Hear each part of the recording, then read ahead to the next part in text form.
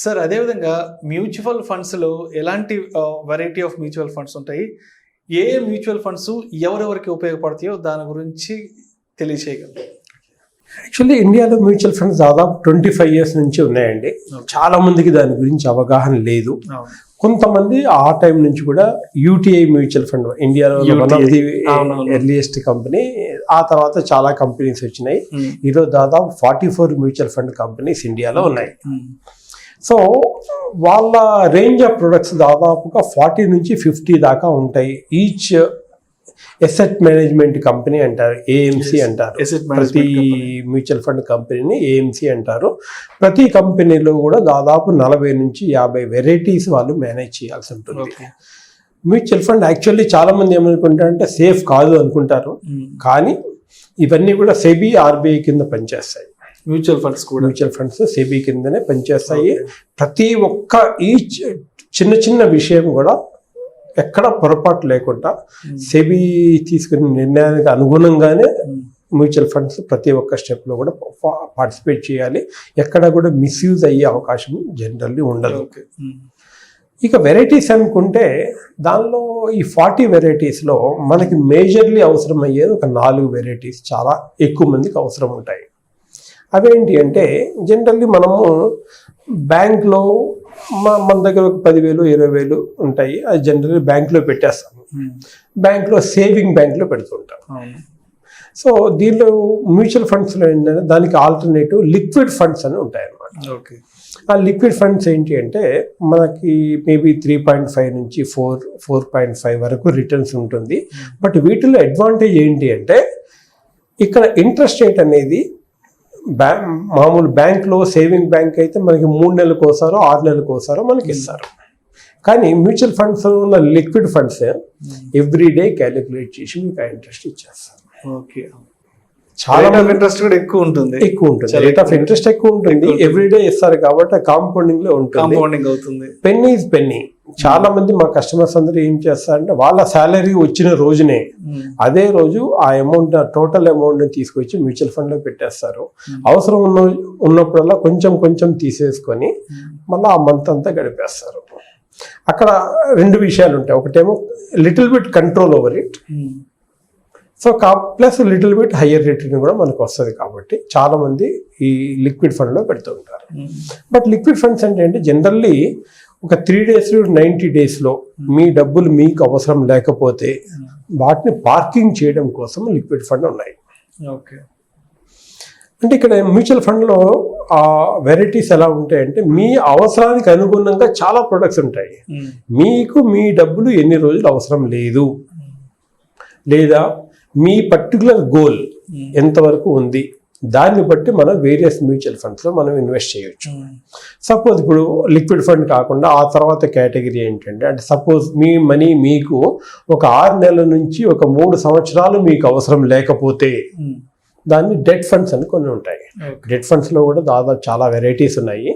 దానిలో కొన్ని varieties almost 6% నుంచి 7%, 8%, 9%, depends on the duration. 6 months నుంచి 3 years, which is better then bank interest again. So అంత returns కూడా మ్యూచువల్ ఫండ్స్లో మనకు వస్తాయి.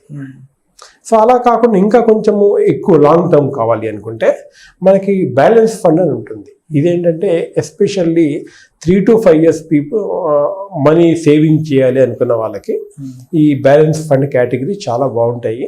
దీనిలో ఏంటంటే మన రిస్క్ అనేది కొంచెం తగ్గుతుంది.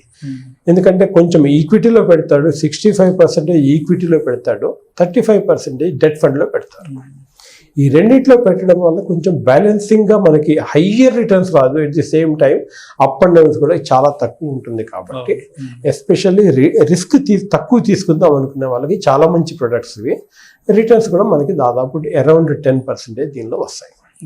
అలా కాదు ఇంకా లాంగ్ టర్మ్ అండి, నా చిల్డ్రన్స్ ఎడ్యుకేషన్కి, చిల్డ్రన్ మ్యారేజ్కి, లేకపోతే మన రిటైర్మెంట్ ప్లానింగ్కి, ఇవన్నీ కూడా generally more than 5 years time ఉంటుంది. Depends on the age. వాళ్ళకి డైవర్సిఫైడ్ ఈక్విటీ ఫండ్లో అయితే స్మాల్ క్యాప్ ఫండ్లో కానీ మిడ్ క్యాప్ ఫండ్లో కానీ ఈ రెండిట్లో కలిపి ఫ్లెక్సీ క్యాప్లో కానీ లార్జ్ క్యాప్ అని వేరియస్ ఫండ్స్ ఉన్నాయి. వీటిల్లో ఇన్వెస్ట్ చేయడం ద్వారా మనకి లాంగ్ టర్మ్లో అరౌండ్ 12% రిటర్న్స్ మనకు వస్తూ ఉంటుంది. అంటే ఇక్కడ కంపేర్ చేసేది ఏంటంటే ట్రెడిషనల్ ప్రొడక్ట్స్లో మనకు వచ్చే 6-7% కన్నా దాదాపు డబుల్ మనకు వచ్చే అవకాశం ఉంటుంది. బట్ రిస్క్ అంటారా, అప్ అండ్ డౌన్స్ ఎప్పుడూ ఉంటాయి, కానీ లాంగ్ టర్మ్లో ఈ అప్ అండ్ డౌన్స్ ఎంత ఎక్కువ ఉంటే అంత రిటర్న్స్ మనకి ఫ్యూచర్లో వస్తాయి. ఎందుకంటే దీనిలో ఏంటంటే యావరేజ్ అవుట్ వస్తూ ఉంటుంది. రూపీ కాస్ట్ యావరేజ్ అని ఒక అడిషనల్ బెనిఫిట్ ఉంది. దానిలో ఏంటంటే మీకు ఎంత తక్కువలో మనకి యూనిట్ వస్తుంది అనేది యావరేజ్గా మనకు ఉంటుంది. కొన్ని కంపెనీస్ ఉన్నాయండి, యాక్చువల్లీ 90s స్టార్ట్ అయిన కంపెనీ ఆ రోజు ఒక 1000 రూపాయలు పెట్టడం ద్వారా ఈరోజు దాదాపుగా జస్ట్ 1000 రూపాయలు per month 28 and 26 years 27 years నుంచి ఎవ్రీ మంత్ 1000 రూపీస్ పెట్టడం ద్వారా ఈరోజు దాదాపు 1 crore కన్నా ఎక్కువ అమౌంట్ ఈరోజు అక్యూములేట్ అయినాయి ఉన్నాయి. అంత సింపుల్గా ఉంటుంది. But only thing is long టర్మ్కి దానికి మించిన ప్రొడక్ట్ ఇంకొకటి ఏమీ లేదు today. So all these are the varieties అండి మ్యూచువల్ ఫండ్లో. మనకి ఏది అవసరమో, మన డబ్బులు మనకి ఇన్ని రోజులు అవసరం లేదు number 1, and but for what goal we are investing the particular amount. ఆ రెండు తెలిసి ఉండడంతో కరెక్ట్గా మనం ప్లాన్ చేయొచ్చు. Always it is better to consult with a financial advisor.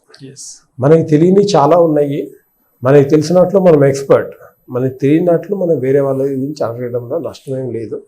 అడిగింది కొంచెం తెలుసుకో. దానిలో మ్యూచువల్ ఫండ్లో ఇంకోటి కూడా ఉందండి, కింద డిస్క్లైమర్ ఒకటి రాస్తారు. మ్యూచువల్ ఫండ్ గురించి బాగా తెలుసుకొని రాయండి అని. చాలామంది దాన్ని నెగిటివ్గా తీసుకుంటారు, బట్ యాక్చువల్లీ ఏంటంటే దాన్ని పాజిటివ్గా తీసుకొని, మనకి తెలియని ఫీల్డ్ కాబట్టి దాని గురించి కొంచెం అవగాహన తీసుకొని అప్పుడు ఇన్వెస్ట్ చేయండి అని చెప్పే జాగ్రత్త అది.